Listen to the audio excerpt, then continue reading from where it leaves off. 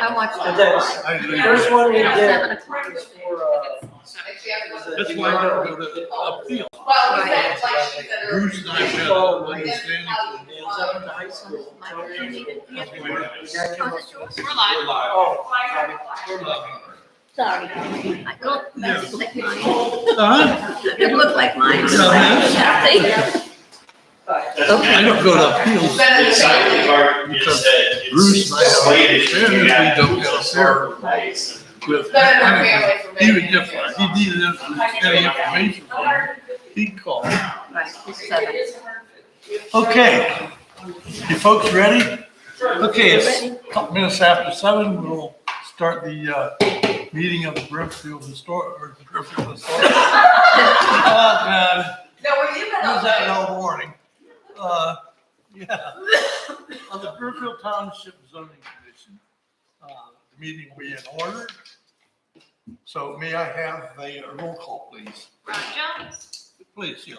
Tom Johnson, Here. Debbie Darling, Here. Tom Sargent, Here. Patrick Blair, Seth Palin, Here. Colette Wilson. And Todd Pete. Okay. Seth, you will be a voting member tonight. Has everybody had a chance to go over the agenda? Yes. It's on the back. So we have a revised agenda. We'd like to amend the agenda. We have a copy of it, right? Mhm. Okay. May I have a motion to accept the agenda? I motion to accept the agenda. Second, please. I'll second the motion. In favor? Aye. Carried. Good. Approval of the minutes for July the 14th and August the 11th. It's the agenda that was presented tonight, so Are we're not those- doing anything, but it wasn't the on the agenda, it's not the agenda that was in the paper, so I'm not sure. We don't have the minutes, right? I have them on, they're online, you can use Do your. you have them from I July can. and August? They were in your email. Okay. I was So- able to, They're already, Two- they are two done. separate motions, yeah. Okay, very good. I'll make a motion to accept the minutes for August 11th, 2022. I'll second. All those, and also for July? We're going to do that in two Two motions. separate. Okay. All those in favor? Aye. Motion's carried. And then I'll make a motion to accept the minutes for July 14th, 2022. Were you here for that one? I thought I did the August 11th.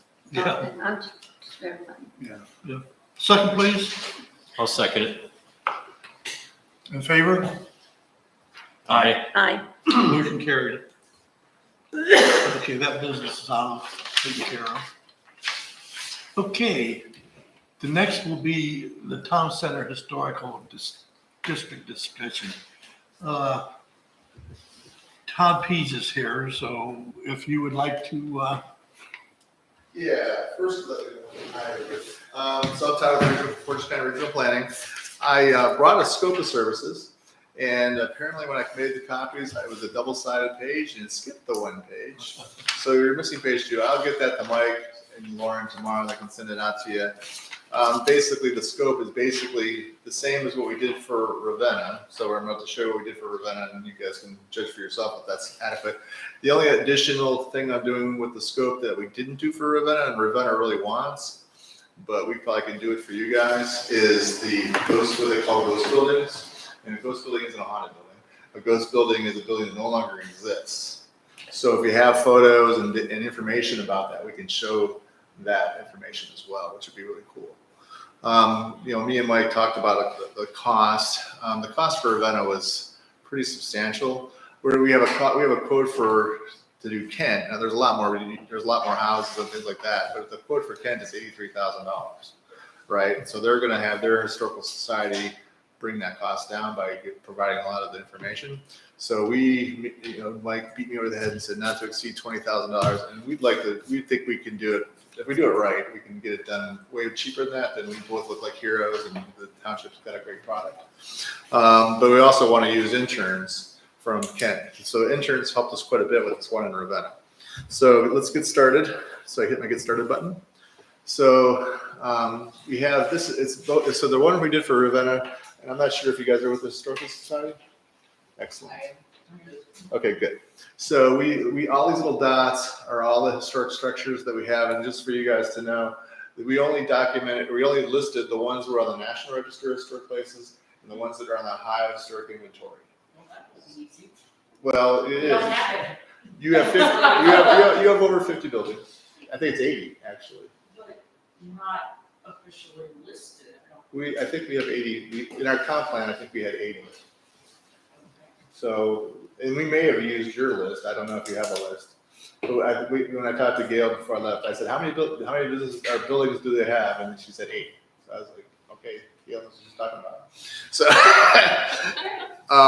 so anyways, we had 80, I think, plus or minus, depending on some of them are still there. So with this one here, you can go right here. You can type in an address, and I'm not sure which address I would want to type, but each one of these points, you can click on any one of these. I mean, if I click on this point, it'll tell me the name of the owner and all this kind of stuff, and I can even zoom to it.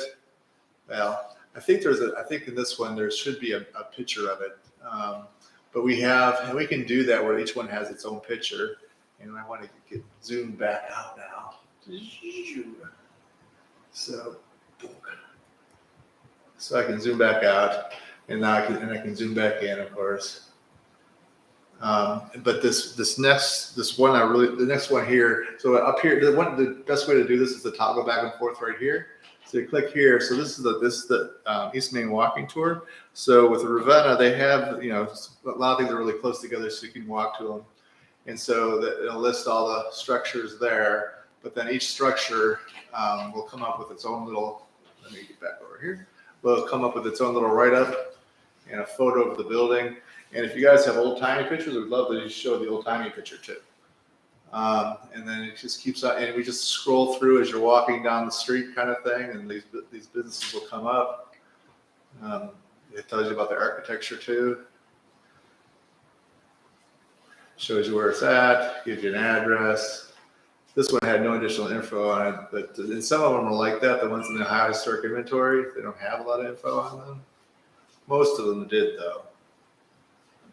So you just kind of scroll on through. I won't do everyone kind of like this. I'll just give you an idea how that works. So you can keep on scrolling through here, and you can see that you can use your cell phone. And your cell phone should work on this as well. You should be able to go to your cell phone and load this all up there as well, which is nice.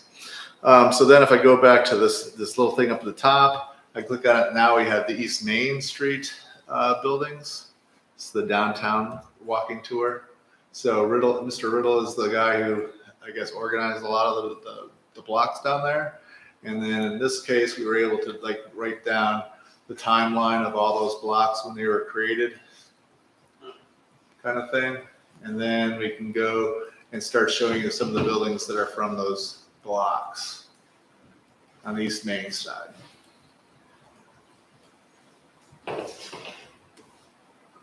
So, and this information here we can add, or can add as much as we want. I mean, that's one of the nice things. So if you have a lot of information, we can add a lot of information. If it gets too long, it gets too, when you're scrolling like this, it might be too much, and we might just have a link to take you to more information so you can go off to the side on it. And so it just, like I said, it just shows you the different structures on the East Main. Todd, can you click on any of those pictures? When you go onto the website, can you click on any of them? And does it take you anywhere? What are you talking about when I click Like on? if any one of those, Let me go up here. show me a bigger picture? Oh. So. You mean just make the picture? Yeah, There you go. Yeah, yeah, okay, it does do that. good, thank you. I was thinking about going up to this map up here Oh, okay, yeah, and see if it just took, instead of having to go through each one. Oops, sorry. So rather than having to go through each picture like that, if you could just sit there and say, well, I know on the corner of such and such a street, right, this house here, can I just go straight there? It should take me. Okay. It should take me straight there. very good. Well, it just shows me the picture. It just gives you a thumbnail. Yeah, it gave you a thumbnail. Yeah. Then you go up here. We had West Main. I feel like it's bigger now. I don't know why. We have West Main, same kind of thing. It shows you all the different buildings. we can use the old timey pictures. I think that would really be nice to have the old timey pictures along with this, ones where we have horse and buggies out in front and stuff like that. So we have those, and so like I said, we have that. But then we get into, we'll have a couple more walking tours, I believe, in here. This is an interesting piece of letterhead here because this, the original Quaker Oats was at Ravenna, and our interns found this letterhead. Yeah, that was before the, Yeah, was that 1910? I'm not sure how old this is. It's pretty old. I But think yeah, that was before they built the one in, before they, Akron. yeah, it's before Akron. And it was headquartered in Ravenna, and they moved it to Akron. The guy did, I think the president died, and I don't know why they moved it to Akron, but they did. But these are some more walking tours that you have, some of the houses there. So that, and that's all well and good too. And so we also, and we can do by architecture. I mean, there's some cool pictures here. Freedom Street walking tour. There's a bunch of them. So then we go to the architecture. So here's Greek Revival, and I'll show you. I think the architecture ones are good because we had architecture students helping us with this project. So they were, what is Greek Revival? They give you a picture. It kind of tells you about the certain aspects of Greek Revival. It has the common attributes of Greek Revival.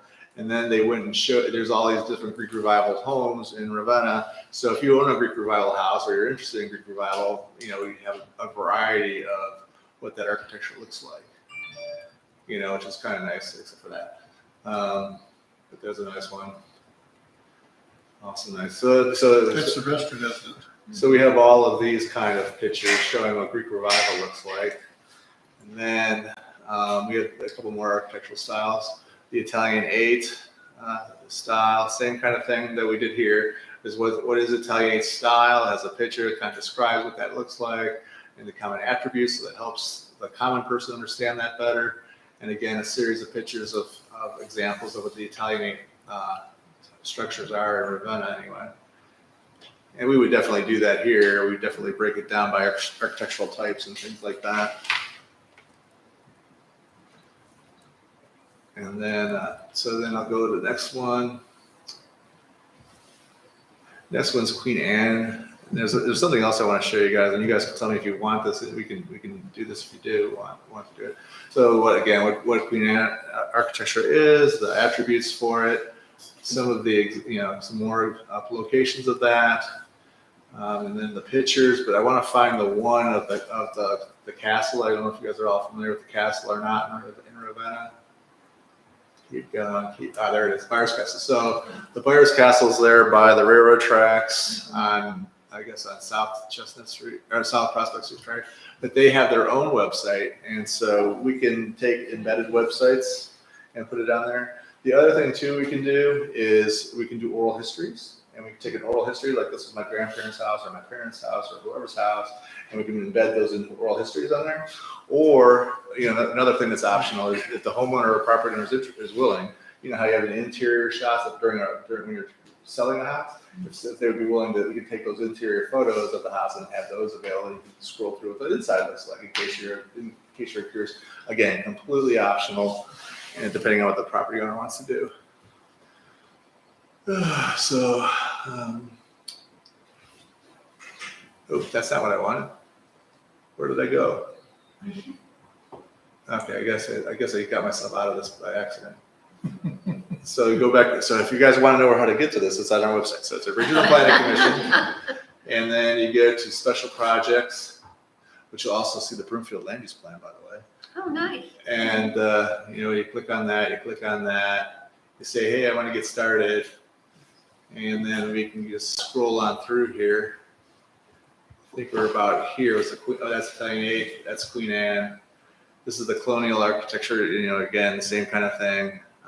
And we also had the last one. It's just, again, we show what the attributes are of colonial style and all that, and where they are, and it goes on and on. So then we have the last one we have is other historically significant structures, and it also includes the architecture. So we have all these other example homes with the Jeffersonian architecture, which is that. The Second Empire architecture, And we have links to reading more about what the style is, so you can actually click on the links too. There's an example of that type of architecture. The Reed House is that type of architecture. This Augustus Reed House is another example. Another example of Empire, Second Empire. Then you have Victorian Gothic, and there's, that's Victorian Gothic. So anyway, so those are things. And the last thing too, if you want feedback, our last page is exactly that. So if a person had questions or had suggestions or anything, they can write it down there and submit them to us, and then we can address it. The one other thing that I want to say about this project is that I'm just going to kick it back here. Is the fact that once this data is there, you can build on it. If you find new information or if you find new photos, you can add it at any time. I think if new houses come on, it's really easy to add them. It doesn't take, it's not that hard to do. The most important part is just the data that we get. We can point a house out on a piece of property, but it doesn't mean anything until you have some data to go with it, and a photo and stuff like that, some history behind it. So anyway. It sounds great to me. I just we would just have to figure out where we would finance it, where we would get the funds for it, whether it came out of zoning funds. I don't think the Historical Society could afford it right now. I don't know how the township would feel about it. Well, I think I talked to Mike, and I can't speak for Mike, but I won't. But Mike basically said Back in a that. second. What's that? They're coming back in a second. Oh, well, Mike said we could get as much money as we want from him. No, I'm just kidding. Thank you, Mike. Yeah. We're talking Thanks for about. funding the project. Okay, Your donation, greatly appreciated. And they were asking how much that's going to be funded, so I guess you should answer that question now. That's gonna be out of the general fund, I would assume. I don't know, that's for John to answer. Oh, John. We've got enough money coming in right now with all the development, so. Where was I? Money coming in. Well, the other things- Are grants available to do this sort of thing? That- I mean, we were asked to do this, so I think trustees back us. I'd like to introduce Chrissy McMillan and Ann Headington from the Brimfield Historical Society. Chrissy's been doing a lot of the legwork on getting some of the houses that we know of. And she has brought a plaque that we put on the these houses with the information on them, the Thing name I have of not found yet, I don't know where the placard the is. name of the Here. people and the address of it, and Yeah. the year that it was built and all that stuff. We have a number. How many of those do you think we have out? Well, there's 4 or 5 that I can think of. A list that I found, and it's just kind of a handwritten thing. It looks like it has 22, maybe 23, but I'm not sure if all of these actually have plaques. And Yeah, you have to understand our historical society has undergone a bit of a change. The lady who was doing that thing before, she is no longer with us.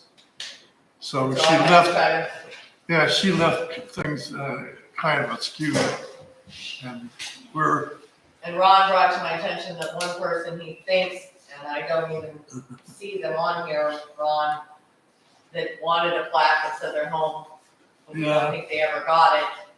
I know that there's a home up on 43 mornings. that, I believe is a historical home, but again, I don't see a plaque on it, I don't seem to have information, so, you're saying you need the information, and you said there was 80 historic things. It's kind of like, okay, that's news to. You guys, yeah. News to us because, I know like for a fact that the Kelso House Museum house cannot go on the National Registry because it was moved Yeah, that's fine. from its original site and it's had some adaptations to it. Sure. And That could still make it. It may have been listed prior to the move. No, Was No, that- pretty sure it wasn't. Okay, I mean, but it could be listed in the high historic Okay. inventory. And so there's different requirements for the high historic inventory. Well, the original, or the owner, last owner, private owner of the Kelso, of what is now known as Kelso House Museum, was I believe, a descendant of the Kelsos, wasn't it? But, you know, it was where Lydia's the drive-through place is now. Oh, not even. And not just thinking. And it was gonna be a gas station, and several local citizens decided they didn't wanna see yet another old Same. house torn down and. Yeah, the last person living in it was a descendant of the Kelso. She was 91 years old at the time. She was the oldest living resident in Brimfield. so that's where we're at with the project. And I think I'd love to see, And the one thing that I did find was it said if you own a house in Brimfield that's over 100 years old, you have the opportunity to purchase a Brimfield Historic Home plaque. Each plaque is $100 and includes a personalized plate that's custom made to reflect the history of your home. It's those custom plates that I have not found. I think there's a box of about 12 of these Sure. still around. And I know, Mike, that the home that's on Talmadge Road, that I understand did just sell, the one that was condemned. It has a plaque on it, but it doesn't have the placard saying anything about it. And I have not been able to find anything on that home that says it's a historic home. But somebody apparently must have purchased the plaque because it's hanging on the side of the house. So things like that I'm trying, Piece There- together, I think this will help a lot, I mean. Yeah, this will help a lot, at least, again, it's like be a tool for your toolbox for sure. Right. And then you can always add to it as you guys continue to develop your historical society information. The other thing too is, you talk about the community input and support and getting people excited about saving the Kelso House. I mean, that's one of my things with the Ravenna project, for example, is that it's a little bit of, it's definitely community history and then this community pride. So as a young kid, like, what is this, who had this house? What is this, why is this house, so old, and who was there, and what kind of businesses happened in these other buildings and stuff like that. And the other part of it is a little bit of tourism as well, is people can go in and check it out. But the more people learn about their history, the more likely they're gonna wanna save these structures rather than wanna tear them down. And I think that's an important thing, especially for I always like to point to the youth, because the youth are technically they are our future. They're the ones that are gonna be able to save things in the future too, so. So I'd like, so maybe we can get the school involved to help with some of this stuff, if that's possible. Well, and who did you have actually doing the groundwork on this? Okay, so a lot of the grunt work that we actually got from the National Register and then also the Ohio Historic Inventory. But a lot of the fill-in stuff was done by two KSU, Kent State University architects, students who are also minoring in historic preservation. So they were hungry and they just ate this up. You asked about grant funding. I'm not aware of grant funding at this time for this. We did get a donation from somebody who passed away. A local architect in Ravenna gave some money towards the project. There wasn't a lot of money, and we went over budget even with the interns. But it's a bigger project than your project, and so I think if we're comfortable with the price we talked with Mike about, again, if we come in at 15,000 or 16,000 or anything less than 20,000, we look good. But at the same time, if we can do the ghost buildings, I think the historical society would probably be interested in showing some of that old history that's not here anymore. I think that would be great. And Ravenna was like really wants that. We're like, yeah, that's not in our scope. And then Kent, City of Kent also is negotiating, trying to figure out, they're trying to raise the funds for their project. Because their project, they have, run at 200, they're claiming they have 400 historic structures. Yeah, so we'll see. I don't know if I believe that, but No competition there, right? yeah, right. So can you add a category, like for Kelso House that doesn't fit into these categories, but there's still a lot of history to it? I'm just sitting there thinking like an honorable mention type category where. Well, we have that already. I mean, it's not really an honorable mention category at all. It's this one here, other historically significant structures. So we could easily put Kelso there, or the architecture is still the same. So let's say I don't know. It's a Greek revival. Okay, it's a Greek revival. So if we have a Greek revival category, we can put Kelso House in the Greek revival category. Well, the Kelso House is kind of like the bait all the times to get people into like, oh, if you think this is interesting, check this out. Yeah. And so, and because everybody, not everybody, but a lot of people know about the Kelso House. So, What about a piece of property that, for example, where the Kelso property was? Yeah. It was a historical site. Yeah. Even though it's not there, you can't slate the site itself as any type If of. you have an old timey picture of it originally on that site, we can put that the Kelso House currently, and then the old picture where. But that site itself can't have any type of, right, yeah. That's where Nadia's drive-through is there. I know that, what I'm saying is, But the actual Let's- corner there? yeah, all I'm saying is, okay, for example, Mr. Bid's gonna come by one day because my friend owns some property right next to him, is trying to buy both places. And let's just say a gas station or something goes in there and takes the whole corner, okay? If you're gonna try and, for example, like Hudson and some of the other communities that want, whatever new goes there makes it look aesthetically appealing to, the area, Yeah. you could still do some type of placard or something there once they do On this anything site? on this site. Sure. And it may even be able to take some of the looks from that. Yeah. And incorporate it. Well, I mean, I just. Yeah, we see several properties around, not in Brimfield that I can think of, Ravenna Township on 14, right at the intersection or before the intersection.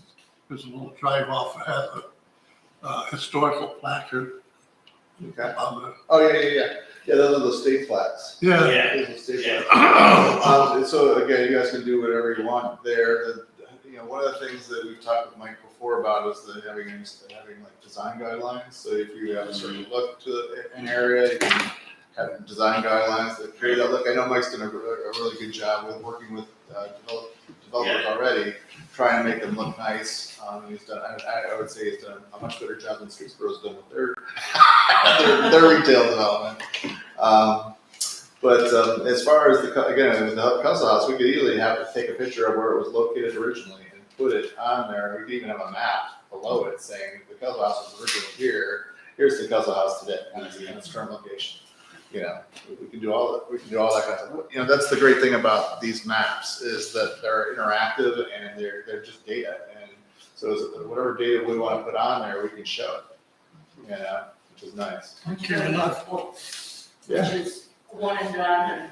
Right. Like most surveys you do a survey every 10, 20 years, and it's 10 or 20 years before you can do an update. We can do an update, at any time. I mean, we don't want to do it every week, but we want, we can do it like on a biannual basis or something like that, So what do we have to do to try to go forward with this? So you guys need to make a motion to send it out to the trustees, and then Todd could present at the trustee level, give them the price. Well, once again, we're at that place where you have to figure out how to word it.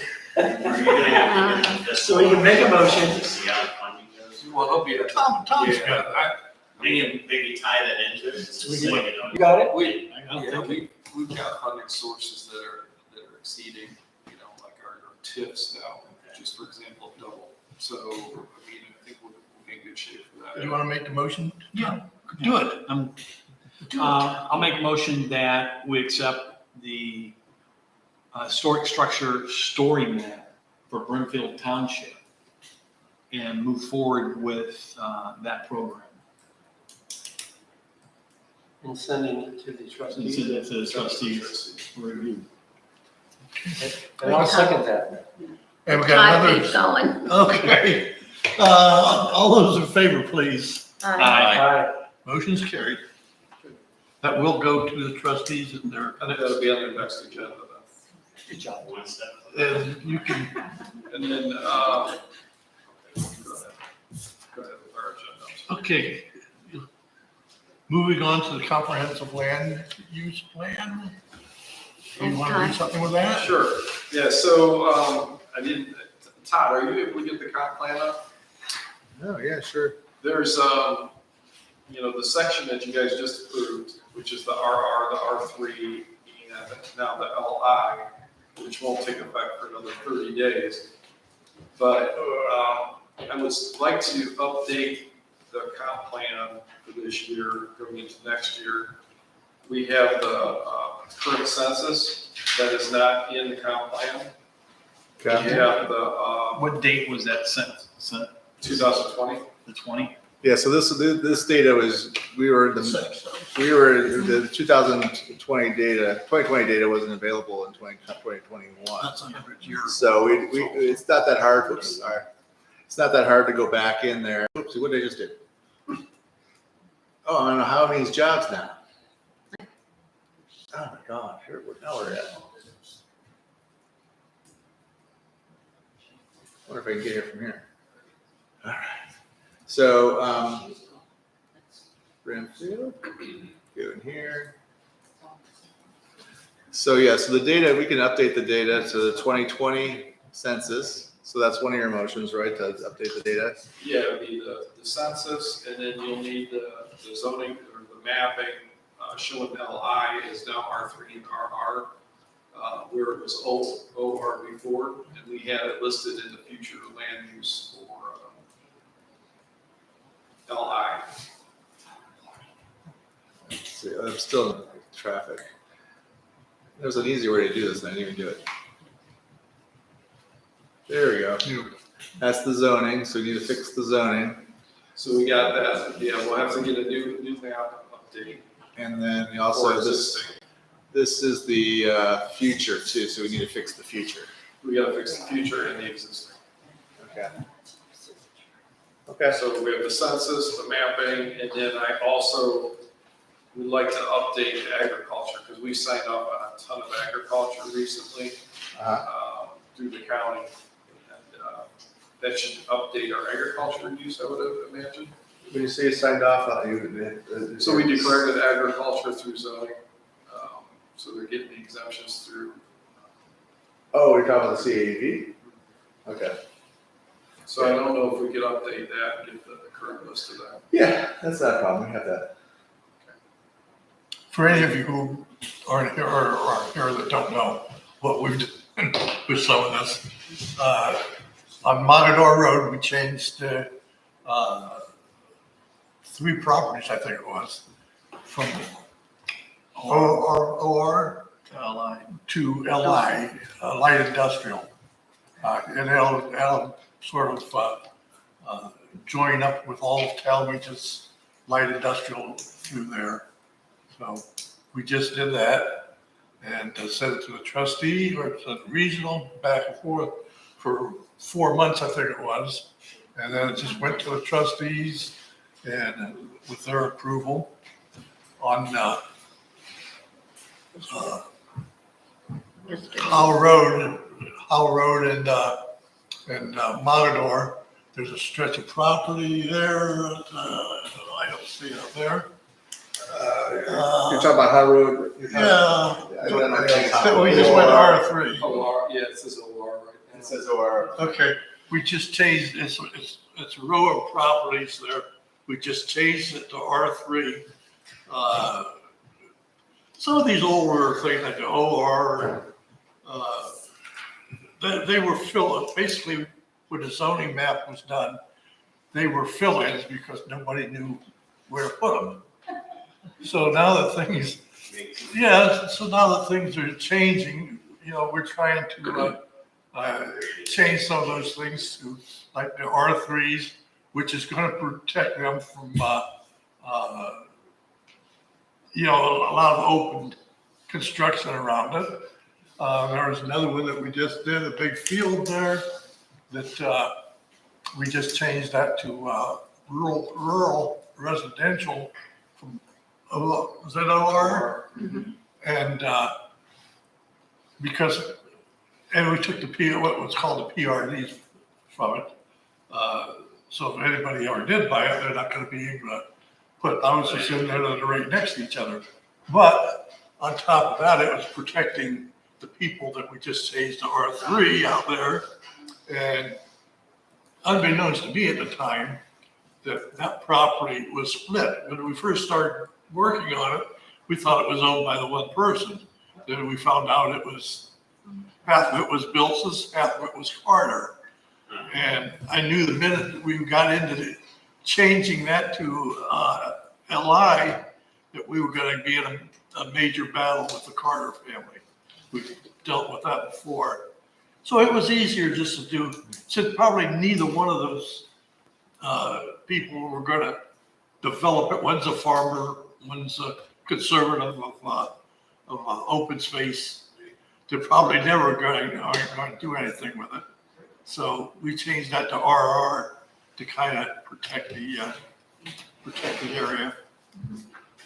So that's what we've done the last 4 months. Yeah. So we'll need a motion to go ahead and send this to the regional planning to update the comp plan. Okay. Debbie, I'll make that motion. second? I'll second the motion. Okay. In favors? Aye. Aye. Okay, we'll send that on to regional. So we're not going to do anything with the OR to the LI thing, are we? That's what we were just talking about, basically. So the next item, remove OR district from zoning resolution and place it, the uses in the LI district. All those, so that we no longer have an OR on the map. Okay, So what we'll need to do is we'll need to send this off to regional as well. I guess they're gonna, review it, we'll vote on it at that level, send it back to you, you'll have to have public hearings. It's a text amendment and a map amendment because there is no longer an OR district. So we're gonna have to legally take that out of the resolution. okay. I'll make the motion to send this to regional then. I'll second it. All those in favor? Aye. Motion's carried. Okay, I'll go over to regional. Now the next one. Temporary use permit section, 540. And we need to change the time on the permit. I know Mike has, and I've had some complaints about the length of time that Joe's barbecue shack has been there. When it was first presented to us 3 years ago, I think, we gave him a permit. And my understanding, and I think most of the rest of the people on board, that it was a short-term permit. In the meantime, we're 3 years from now or later, and it's still operating as a little roadside thing. And from the complaints that I've gotten, and from my own personal point of view, it's an eyesore. I mean, not so much the little grill that he's got there, but he's got wood stacked all around the place. And he's put another trailer in against the other building that he's got there. And a lot of people think it's an eyesore. Personally, I think it's time for him to settle down somewhere and put in a permanent building or move into a permanent He's building. probably by now been able to build a little bit of assets. to be able to do One something. would I think he'd make. Yeah, well, he owns part of Sully's, I Yeah, understand. that's right. No, I just heard tonight, I don't know where it stands, but he's in a lawsuit with the other owners or somebody has sued him because somebody got drunk or something and walked in front of a car or that killed someone. Well, anyway, that's supposed Did we issue a temporary permit use? He does every 6 months. Yeah. So as soon as so right now in the fee schedule, the trustees put the fee in there, and then they said it's 6 month permit.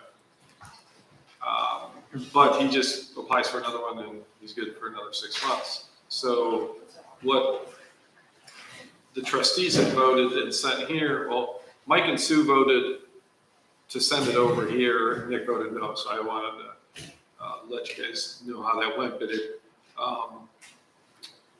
it's for expiration of the temporary use permit. So they wanted to come up with, this is not meant to be a permanent situation. They're tasking you guys to come up with some kind of expiration of the temporary use. We don't have anything. Nothing in it. 540 right now. Nothing in it. Indicates a time frame. Correct. And then, like for zoning certificates, we have an expiration of a year. So for temporary use permit, they want some kind of expiration on it. Now, whether that's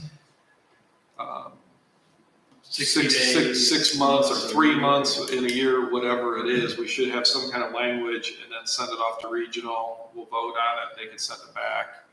Same process for a text amendment that we need to do. to. So we need to define what temporary is. You gotta, this board has to define what. So how is he able to get that use on that property to the owner? To begin He's with. part of the family. Yeah. So maybe the language, I'm just making a suggestion, I hope you don't mind me speaking. No, go ahead.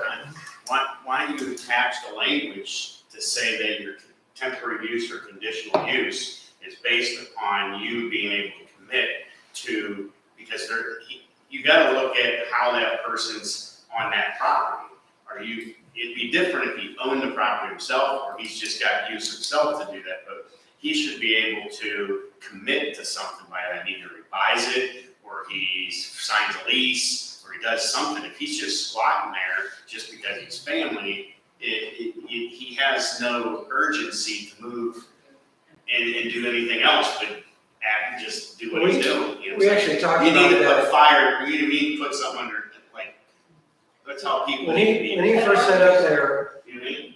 we talked about that very thing, that this is a good way, a cheap way of having a business and not having to have a structure. And he came in to the meeting and we talked when we set up the temporary permits and things like that. And I don't recall ever, I think it'd be very easy to go back and just say, hey, Joe, it's been 3 years. I have. And his intent, when he originally came in here, was to move into Sully's and open it up as a barbecue. And I never got the impression his intent back then was still be sitting there 3 years. No, and every year I hear that.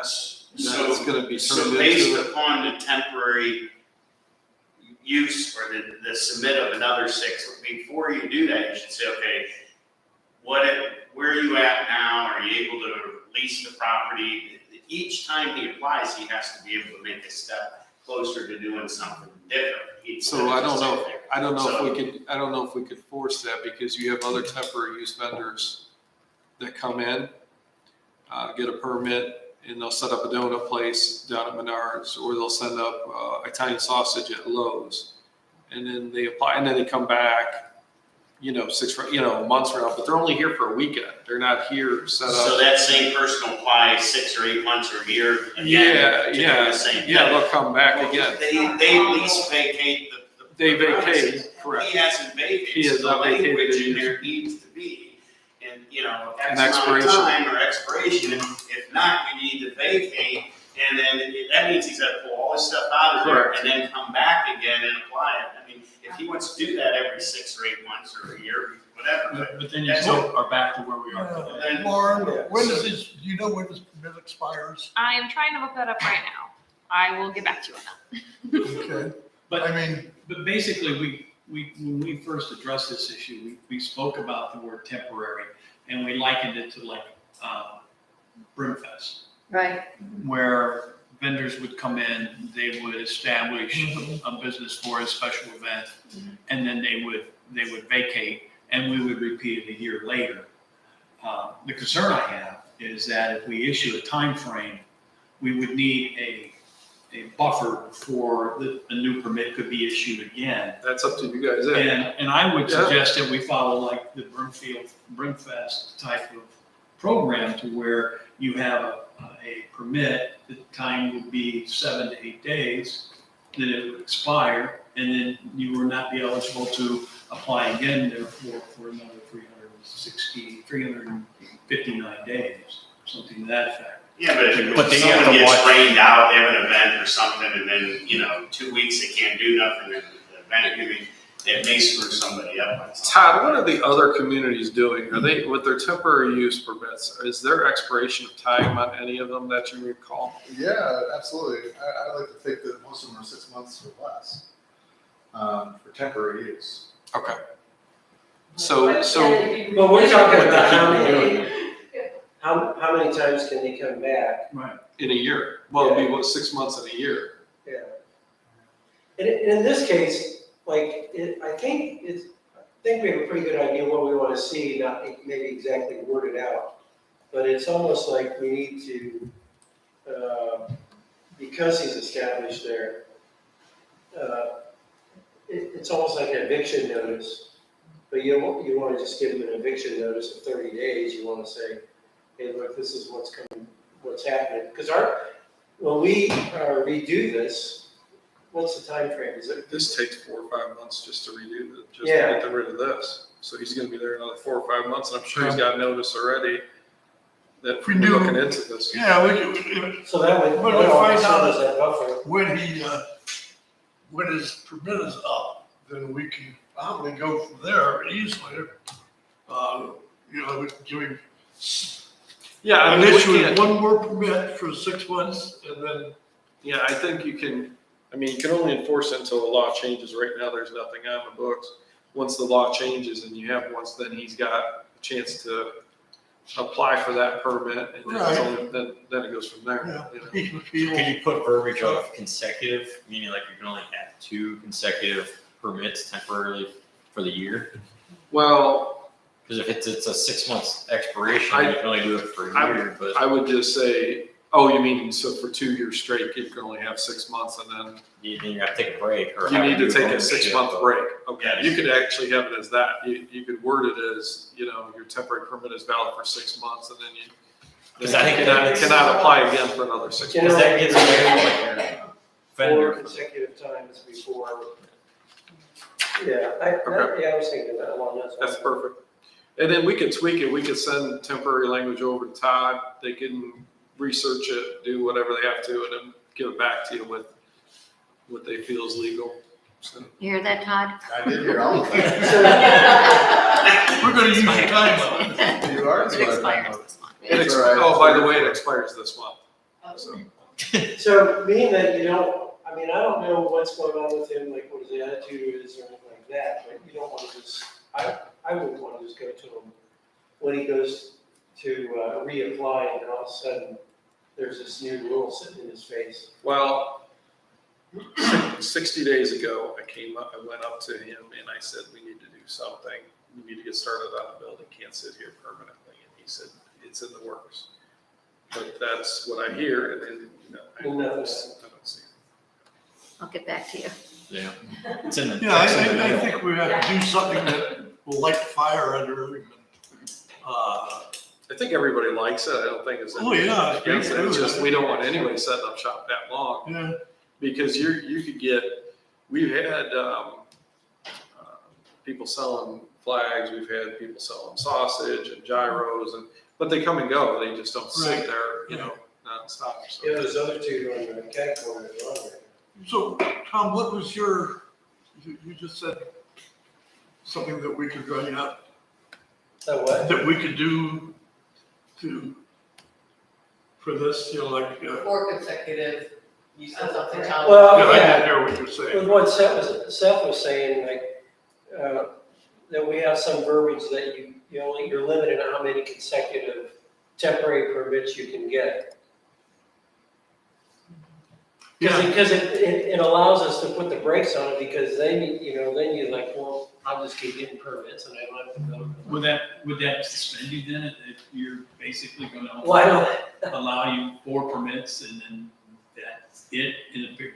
so if somebody's coming in fresh, where it's not Joe, because we have a little bit of history with Joe, and somebody's come fresh and you can say that to them, it's the rule. Well, here's what you get into. Today it's Joe, tomorrow it's Bill, but it's the same person, and then it's Frank next time, and then it's Bob. So That's what how do you overcome that? Well, that's what we talked about initially. We Yeah. said, when Joe set up, what we had talked about is we don't want to see 50 concession stands down 43. And we had a couple. Probably the easiest way that I can think of, and I don't know how we would word it or anything, to do away with them totally. But you can't. You could You form can't you could form multiple LLCs, and then under the permit structure that we would create, I wouldn't have to move at all. I just change the shingle on the front of my No, building and use the new LLC. It's really sad. I'm saying that we would do away with that type of business. You would think you're Well, you could also limit this. You're talking about home. You could also, and this is just a thought, you could limit your temporary use vendors for a specific district, number one. And, just like you have to allow for it somewhere, I believe. I think it's just like adult uses. We have it in a certain district. If you have a temporary use, let's say we put it in heavy industrial or wherever you decide, there's always, besides limiting the amount of time you put it there, and that might solve some of your issues. Yeah, I would go along with putting it in. Yeah, well, you avoid a lot of taxes, a lot of rent. Yeah. Yeah. Probably pretty cheap. And it's, the cost of, so he was there pre-COVID, right? So you figure what the cost to build out that restaurant would have been then compared to what it is now. Yeah. So Put it up in it's- highway. The other thing is you could allow for temporary use permits for specific functions, fairs, Brimfest, church doings, things like that, and then also limit it to a specific area and time. That way they're not popping up everywhere. too. Yeah. So Figuring out how to. it is hard to control because, we'll hear, hey, there's one down at Menards, and then we've got to stop what we're doing, run down there and then give them the permit, it's kind of a hassle. And I don't know if your intent, everyone's intent is to deter people from wanting to, help out or make money or do things, but, something like that, food's great, he's got a good little thing going, but unless you put some fire on him, he's not gonna do. So I kind of like where you guys are going with limiting the amount of times you can get a temporary. I don't think you should keep people from not being able to get a temporary permit. Right. I think you need to be proactive and want people to start up a little thing here, start up something here, and to, maybe they sprawl into a building, but he needs to know his next step to get to another spot. Right. So Is there we a gotta- fee for the permit? Yeah, it's $200. So would it be if you had like 2 permits back to back, it's $200 each, and then after that, you start raising it and only give them a 1 month allowance instead of every 6 months, and keep tripling the price, so by the time you're 5 deep into it, you're paying $2,000 for a permit. That's a option, but this You determine. board doesn't set the fees though. So Okay. it could only be at the trustee level. We could bring it up to the trustees. Well, I guess, the recommendation, and if you're trying to set a limit, because then that would deter you from just, I have to. No, that's, we'd like to Because clean that's up, cheaper than rent. If we'd you're like paying to clean up $200 town for 6 center months. a little bit. Well, that's the thing. We have the fire station going on now. We bought and we're building, they're gonna have the library, you got a soccer field going. We have Rico's, which is just being purchased. Actually, I think they closed today or tomorrow. So that's gonna be a barbecue place as well. and then, we're gonna try to clean up that corner as well. I mean, the dog grooming place actually looks pretty nice. I mean, Yeah. they cleaned up that area. I'd say give him another permit and for We have to get- expiration. We gotta get something here to be able to. Yeah, we need enforce it. some here and then, not fire the warning shot, but just let them know, hey, this is coming to an Your end. temporary, in this case, your temporary use permit is turned into a permanent use permit. Well, this next time he comes and applies, he's gonna say, well, this is the last time because the rules are changing. Yeah. Right. That's what I would And, do. and back to your point in regards to, how we structure the time, that's the most difficult aspect of it. You go with a 2-year number because people are creative and they're able to achieve. He's got 2 great points, the consecutive things and raising the money. I mean, basically, I get the other board involved and maybe make a recommendation towards that. That's a great idea. Because He's not going to spend He's not- $2,000 on a permit. he's not for gonna one. want to spend. When you Right, have a on plan. a temporary permit. Yeah. Start- Yeah. Now you're at the point where you can pay Now for he's it. getting, You're okay, I focusing on must pay one rent. year. So we don't set, The rest, everybody we don't else set, is we doing don't it. set. Yeah. The easiest thing for us to do is when he applies for his next permit, That's then what all the other it'll, towns are doing. it'll have to be the last one. Not a day limit. We can give, so we can give him one more extension It's valid for when he 2 years. applies for his next permit. Like he said. And that's it. The rules They come change. back. Yeah, Next the issue for So me is basically for the summer season. what spring, transition summer, and fall. from temporary to /temporary/permanent. To within, I don't know if you want to limit how we would structure that in that sense. Well, that's what I'm saying, like, you gotta almost do for a year, because just in case, like Brimfest, and then say that same vendor at Brimfest does something else in Brimfield, within the year, you don't wanna deter them, because Yeah, they're only right. 2 things in Yeah. that time. No, I don't So think I think of Brimfest it as does. like your third time Wouldn't matter all coming in that is the next year, but affecting because you're the third Right. consecutive one. So you have, to me, you have 2, you have a time frame, and then you have an operator concern. And those are the 2 issues that I find somewhat difficult, because again, you can multiply LLCs, and you have basically the same person operating under a different LLC, and that gets changed.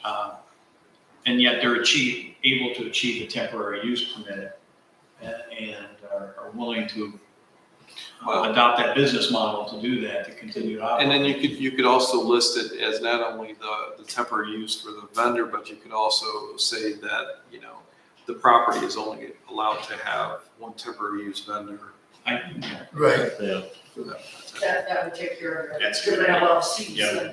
Right. Especially if you're saying listed as town center is only allowed, because then that way you get your Brimfest to happen and not affect it, but then you're not setting They up a can move over permanent. somewhere else within that. That would be more difficult to do, because. And all those trailers will be seeing this trailer and they'll know what to say, yeah. First getting permission from an owner and. Right. And then having access to water and things like that. Well, yeah, we have all that listed here, Yeah. what you need, but, Anybody got an idea how they would like to word it? Well, after what Mike said, I would go with a property limit type structure Okay. first. That would, now, the one that I can't figure out, even wrap my arms around, is what time frame. What is temporary? 6 months? 6 months. I mean, 3 months? I would feel comfortable going with what the other towns are doing. If everybody is, Todd, you said everybody is a 6 month? That's what I've seen in 6 months. So, So I'm but not what- saying everybody's at 6 months. But But what's typically- the process? They're in 6 months, so they get a temporary permit, they're there 6 months. What's the process of renewing?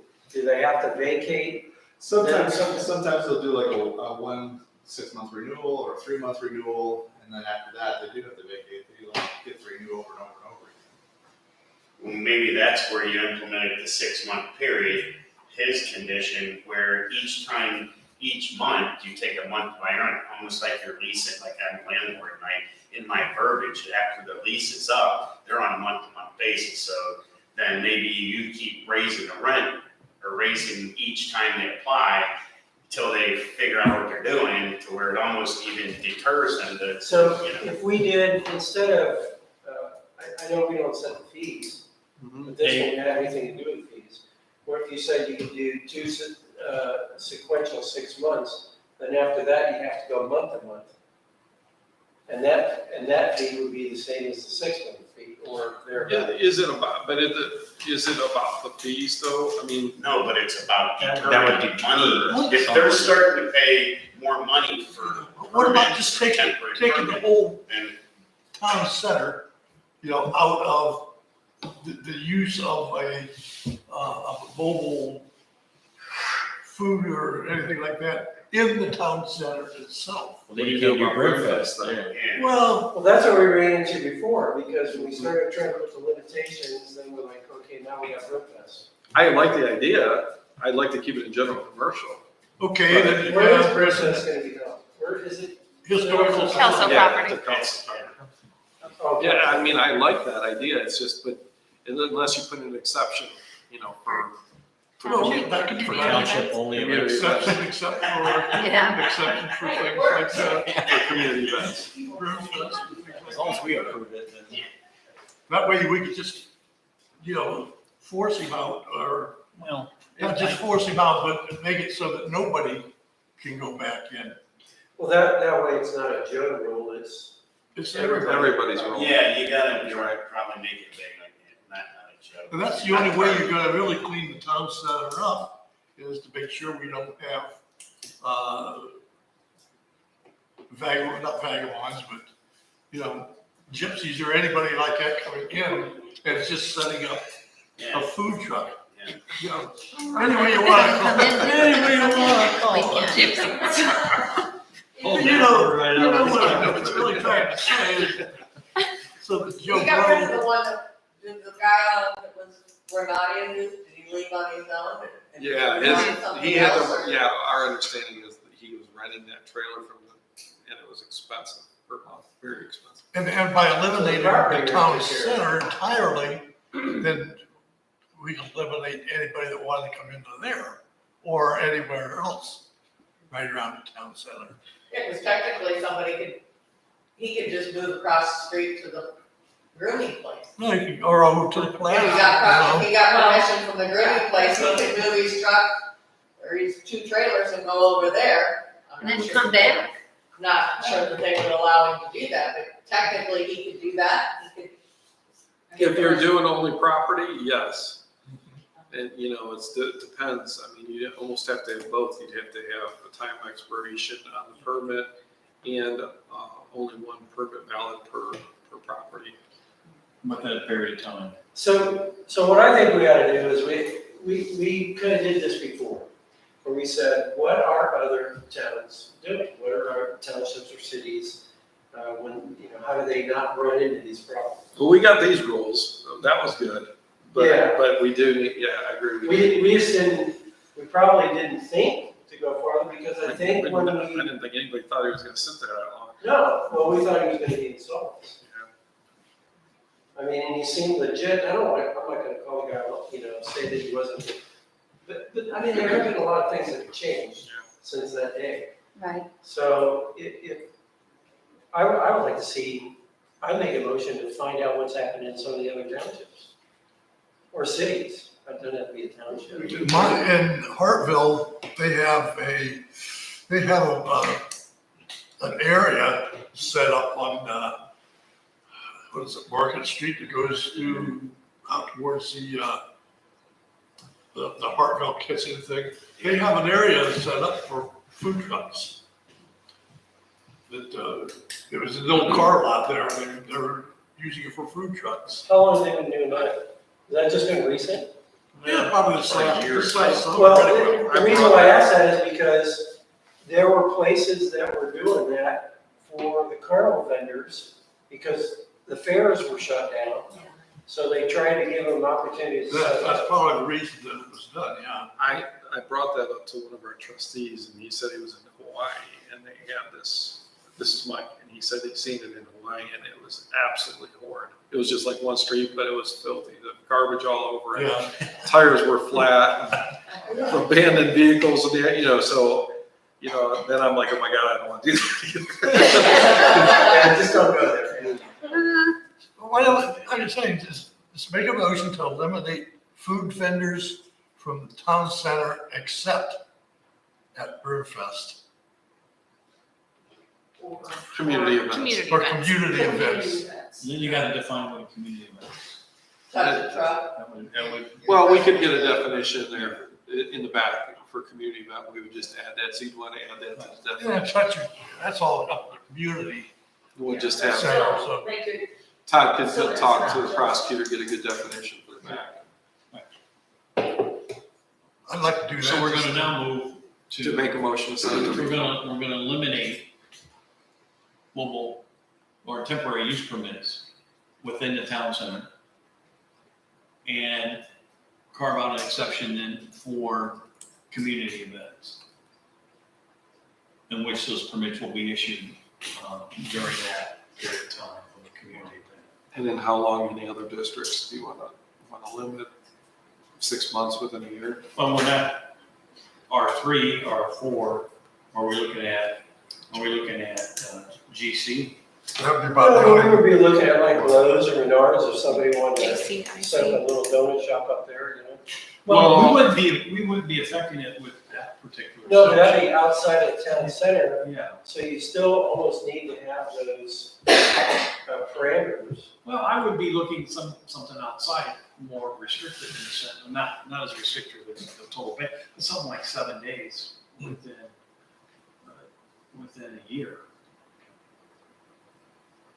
or make it Or, 9 days, so you'd have like 2 weekends, you could go. yeah, stretch to the- Well, we have it, this is the way it reads, temporary uses such as fairs and other temporary sales and services where permitted in appropriate districts shall be permitted upon a compliance with the following. Maybe with that section right there, Is that on 540, 540. 161, page 161? Yeah, 161. You can look up in Google the city of Aurora, they got a temporary use permit, there's this application, $72, they go through and explain everything it's for, and it's only good for 30 days. They just. Yeah, I think when we pulled Independence is what we worked off of last time, and they were similar to that too. They got a whole list of stuff with theirs. You also have to have insurance, bodily injury insurance from $1 million per 2 million general aggregate. I mean, they go through with that. And They that's, literally explain everything. yeah, but see, that's gonna, you're talking about going from a city to a township, we won't have the enforcement to do. so if I, like I said, eliminate it, except for community events. Set it up for a 7-day permit. Within the community event? Yes, Or would you go to like 9 days, like 9 days? How long is Brimfest? Just a weekend. yeah, Sorry? Just a 2 days this year. 2 days This year, yeah. Friday, This year. Saturday, Okay, Yeah, before this it was 4 days. 4 days, okay. But Thursday Friday is actually only 4:30 to 10. And then Saturday is all day. then they're gonna have to get their trucks out of there, because they're gonna be. So those 4 days, On the they would have to street pay anyway. $200 for a temporary use permit? No. So the trustees waive all fees for the community events, so They do. whether it's All right. Brimfest, we put it, they make a motion. I mean, every time it goes, since there's a fee structure there, we have to present it prior to that, and then they actually just waive the fees for the community events. I don't know who is sponsoring it this year, but when the chamber did it, they charged for a spot for the food trucks. And it was $60 to $120, depending on the size of the lot. So. So they don't charge anything for the vendors up there? No, they didn't. So they want to bring people in, or the vendors. So just a crazy question, So- what is the electric bill for that event? Are you gonna make it? I'm making notes here. Okay.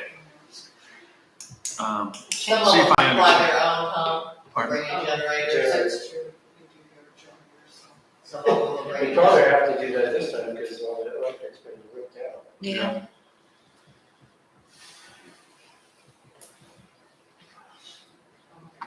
So are Sounds we, good. Make a motion. What I'm happened? working on it. Okay, okay, I know you're slow, that's all right. Your Hey, Does birthday it Yeah. was- already have like 8 vendors for Brimfest? I don't know how many she has, I just. She has quite a few. So- She listed it, but I didn't bring those notes with me, but. Yeah, I don't have them. I know they're on the Facebook page, I think, that she posted. But Joe's Barbecue is not one of those vendors. no, you can, No. Because he didn't, I know he's not, I No, remember. I mean, saying- he saying did that they pull were. his, last time he did too, over there. No. Because they're, He hasn't. my understanding is. The people were walking across the street to buy it for. Yeah, they're gonna line up, as far as I'm aware, they're gonna line up where they did last year. So Joe did not bring his food truck, No, people was just walking across the street. right, and, so he didn't pick up and move his food No. truck to come over to be a part of that, he just left it where it was, which is what you're kind of trying to say. Right. Hey, you gotta move it every so often, I don't think It's so. an immobile food truck. I don't think there'd be room for it. I mean, it's a lot bigger setup. And he's got 2 trailers over there, Well, but you know, toilets. I was gonna say he works out, or he sells out of the. Yeah, he was just So you doing a just small move that. concession. But that, I guess to the point, that could even be brought up too, that was never part of the equation, it was the first trailer. Right. You know, I mean, he's complying with everything in here, but it's, yeah. So what we're doing here, and I'm trying to get the gist down. So we are removing temporary use permits from the town center district. The exception would carve out an exception that would be for an organized and sponsored community event, which would be permitted then with a temporary use permit. Is that pretty much the gist? Okay. That would encompass All right. all township stuff, right? So like Cassie's, Park movies in stuff. the parks, her Fall Fest, her pumpkin roll, that would encompass everything, correct? That would be an organized sponsored Okay. community event. My intent was to sponsor would be like different organizations within the community, Whether it's a church or. or School or something Well, like that, would actually be the sponsor of the event, and they would then organize it that way. And then it would kind of turn into a community event. You know, almost put nonprofit organizations too. You know, You So what is that called? So it would be a It's gonna be a township, one-day thing. it's not, the word's not permitted, but basically it's anything that happens in, the town center would be a township authorized event. That's not the wording I was thinking, but. Well, Tom, you can do that wording and then Todd Peterson. Yeah, they're gonna send it to the Yeah, prosecutor's send it to office. them. If we give them what you want, give it to Todd, let And they'll them put draft it- up the language. Go ahead and do it, Tom. Does that fit the requirements? I think so. You think, Yeah, Okay. I'd say give it the gist of it. Okay, I'll make a motion then to remove the temporary use permit, and I would say out of section 540. Hear that, Todd? From the town center. Exceptions would be then for an organized and sponsored community event, of which time an applicant could acquire a temporary use permit. So he would have, at the end of his permit, he would be required to vamoose. And you want the permits for only 6 months. Depending on how soon we Yeah. get this. So do you want to make a motion as well to add the timeline in there for, For Temporary use permit. existing permit? you know, or do you want Todd to research what the other ones are doing? That's what I would like. Yeah, Yeah, Okay. why don't we do that? All right, I guess I had made that motion and, You did. okay. Second, please. I'll second the motion. All those in favor? aye. Okay. Motion Thank is you, Well, Todd. the next item is we need to increase our budget for regional planning. I'll second that Okay, the next We have good credit with The you. next order of business, motion. Right. And I Who think- made the motion in the second to send it to regional? Public hearing. Or do we not make that Who made motion and second on that one? I second. I made the motion. And Tom Sargent seconded. But that was to eliminate from town center. Are we sending it, are we doing a second motion We to need send a it to second regional? motion, then I make a motion then to send said motion to regional planning for review and comment. I'll second that. All those in favor? Aye. Aye. Okay, that's gonna go to regional. I'd like to thank everybody for all the work that they, and all the thought they've put into this. It's something that, we've all thought about for quite a long time, and it was just, something that I think we were abused, you might say, with, the person running. I wish you well, great food, but I think there's a time that, a time frame that we needed to, and that he should have realized that he should have moved on to more stable facilities. Okay, thank you very much. Okay, Next meeting. PRD removals. Is that a public hearing for that? So we need to send this back to regional planning. And this is why Todd and I talked about this and we canceled the public hearing because the OCRR and R1 have specific language within those sections of section 3 in the 300s.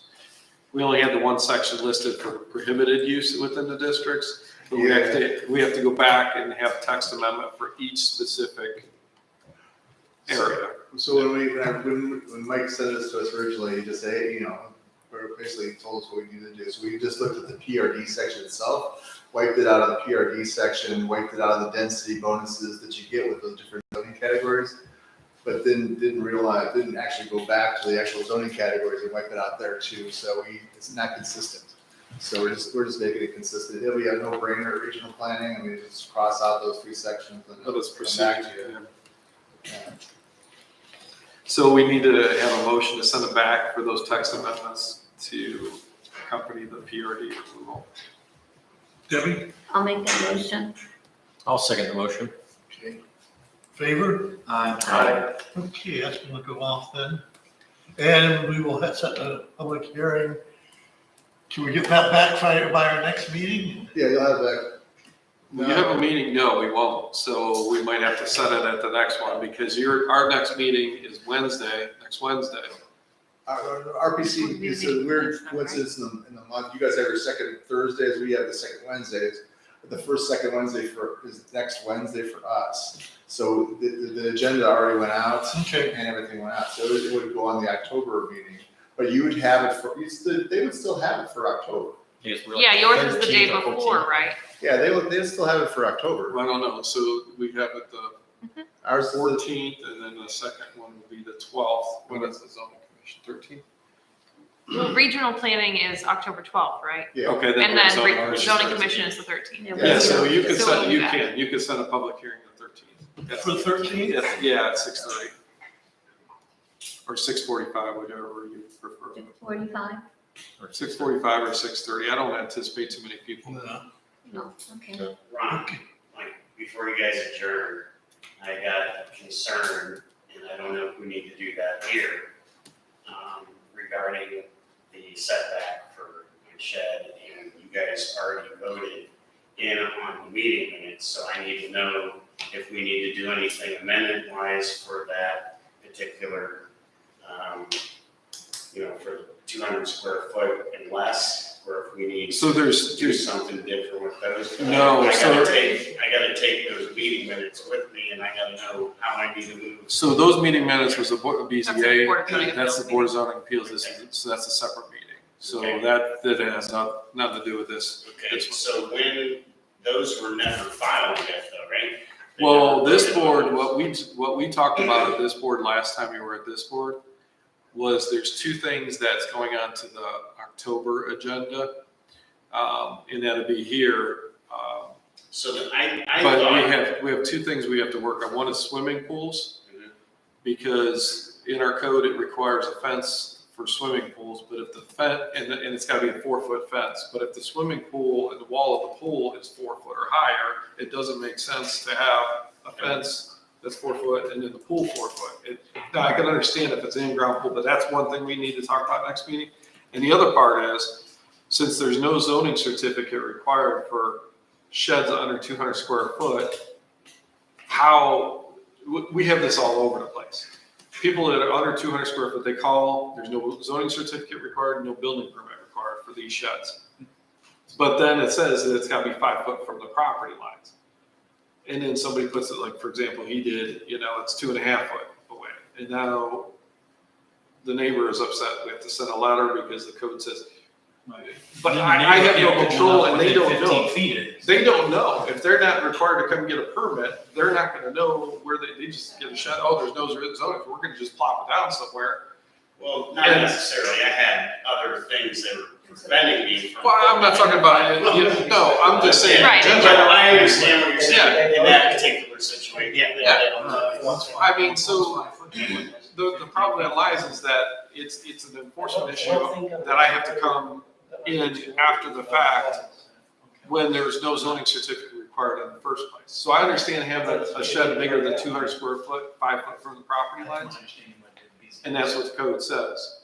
But for the ones that require no zoning certificate, why do we it's gotta be in the rear or the side and that's it? I mean, Well, we worked on this for a while, and we talked about that because we have something, what's the development off of 43 South? 43 South of 18, that development to the Beach east, Crest? No. to the east. Oh, yeah, Beach Crest, yeah. Because we had. We have the same problem We had some there. properties Yeah, in they there, do. and I think we Yeah, that's one. spoke with the fire chief, and, there was some concern about a threat of fire from jumping from one building if it's too close, and the fire chief said to me, he goes, we'll just go put the fire out. Whatever's on fire, we'll put it out. So my question is, there was meeting minutes when I was at the meeting that needed to be filed or agreed on, and they weren't. And I came to the last meeting and it wasn't, So that's next Wednesday. that's next Wednesday. It's So- not so next do Wednesday, I- it's the following Wednesday. Okay, so my point is do I need to get those and, move forward and escalate, or are you guys gonna do something to, and I don't need to appeal and sue the zoning? So that's kind of where I'm at, so I need to know. We're not counselors. I'm just- So. We're doing temporary use permits.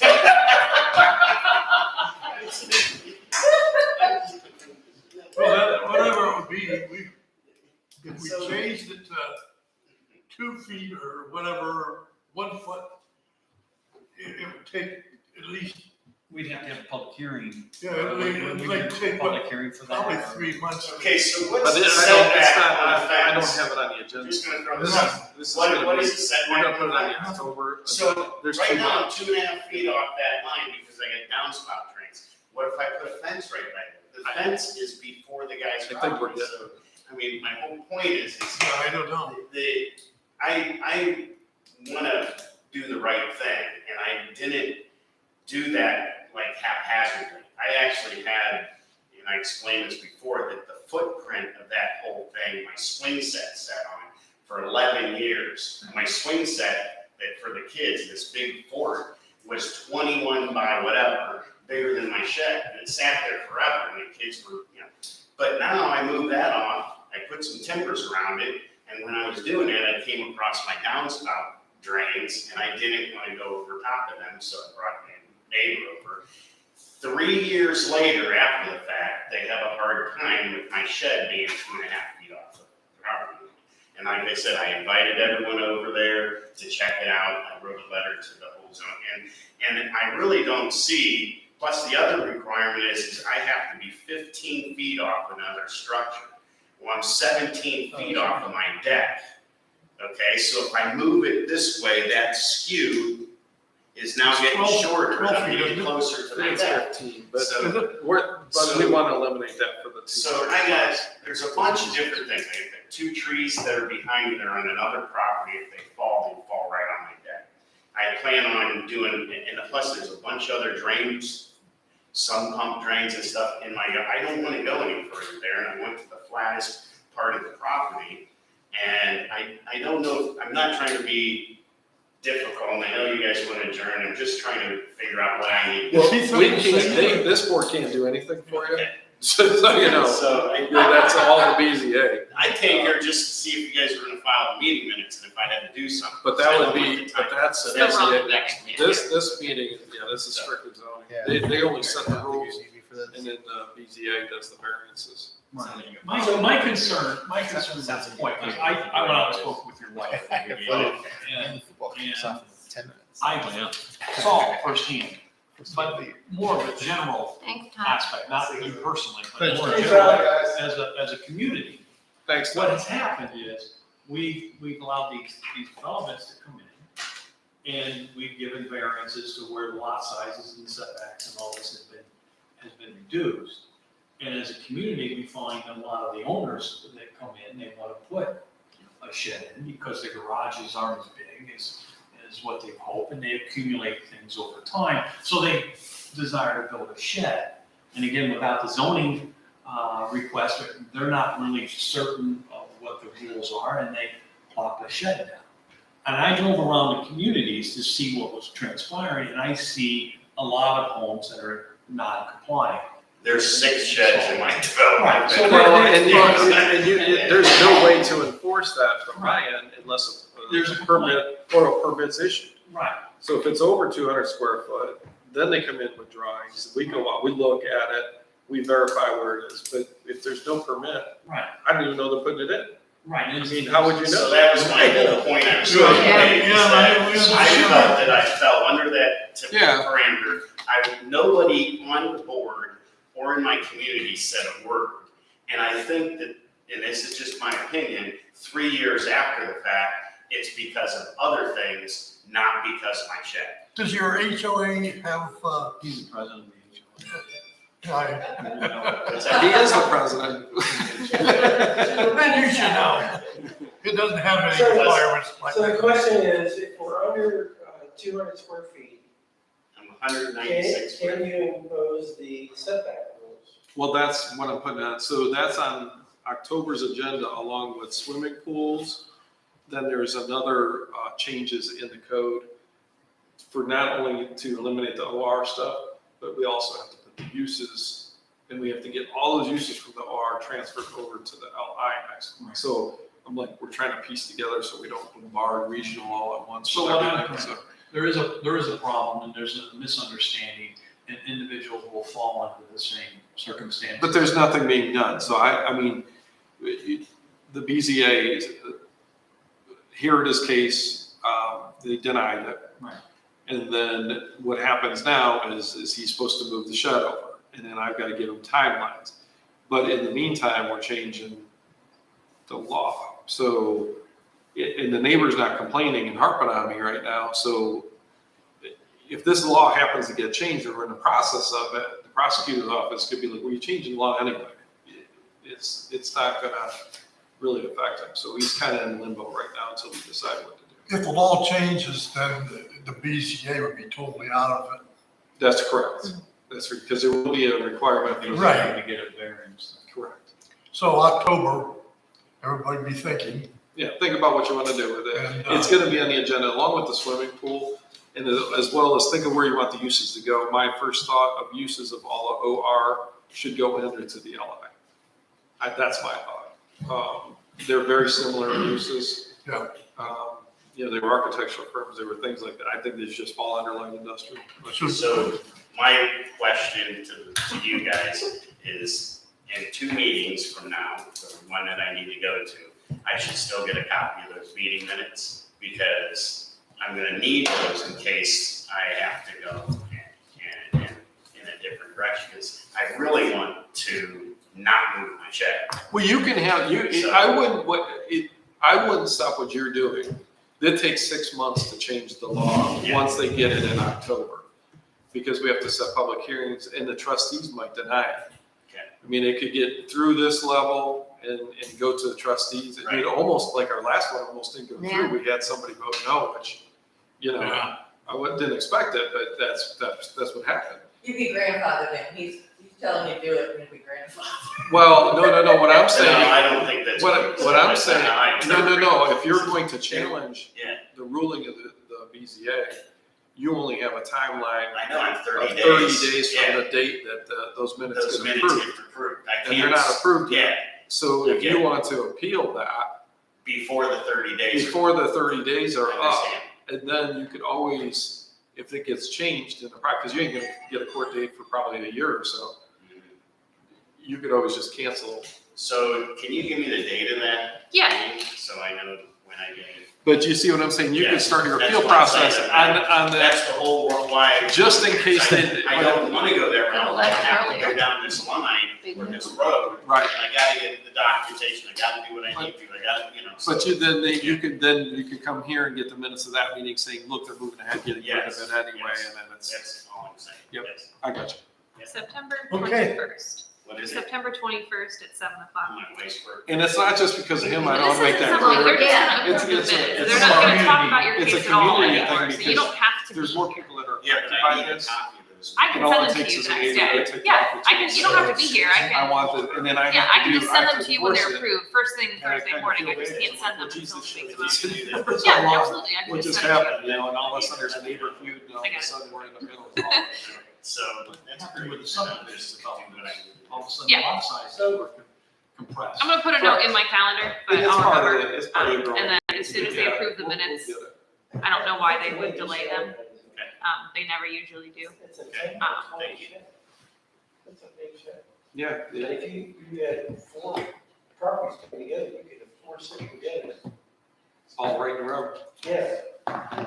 And then I like to go back to the fire department. You got your thing. Yeah, we got Well, so the building department, today. so the state of Ohio, here's why this happens. The state of Ohio does not require a building permit for sheds less than 200 square foot. So all I want to do is we mirror that. That's, yeah.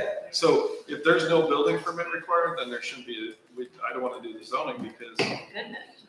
it's very hard to No, I enforce. understand that. Yeah. Even if I can think of reasons why you want to do that. But see, now if you get a building permit, not only am I checking the location, but the building inspector's coming out to look at the framing and it's got to be set on the spot, right? And he's got a green tag, Yeah. So there's a check and balance when you get a permit, but if there's no permit, nobody cares. They're just like throw it in. So all I worry about is it in the rear or side?